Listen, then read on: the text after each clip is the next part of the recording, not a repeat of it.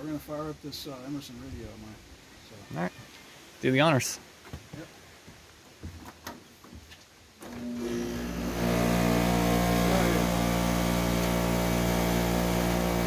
So we both know it has an AK in it. Yep. But the startup was just like an AJ. Right. I think that's the first time I've seen it happen. That's weird, isn't it? That is. Sounds nice too. I think it's right down the corner. Yeah, it does. So I added this wood grain to the grill because I thought it looked nicer. Mm-hmm. So Oh yeah, absolutely. And the slats, you know. It is what it is. Would there be a logo there or not? Depending on the year, because the grills kind of stay the same after 64. I don't think Well, so. I think. Mike's doesn't have a logo on it, I don't think. Okay, and the lower corner right there, you can't really see it, but in the lower right-hand corner, there's it's either 65 or 66 that have a tag there.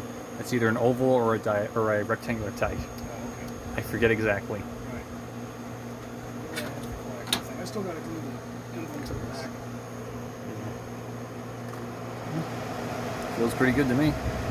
And it said, what, it's 10K? Yep. Nice. I assume this has a double pass condenser on it. It does. Let's see. Alright. Let's go around to the back of it. Now, what kind of back grill does this have? Ah, okay. It has that style of grill. Yeah. Okay. And they suck in through here, there, and blow out. Yeah. Nice. Okay. Because the one I have has the 4 vertical grills, which I think was only 1 year, but they made too many parts for the 1 year, so they continued into the next year for so many units. So yeah, pretty neat. You came out, Jeweler. Yeah. Good stuff. All right. New EQK tag. Thank you all for watching. Peace out.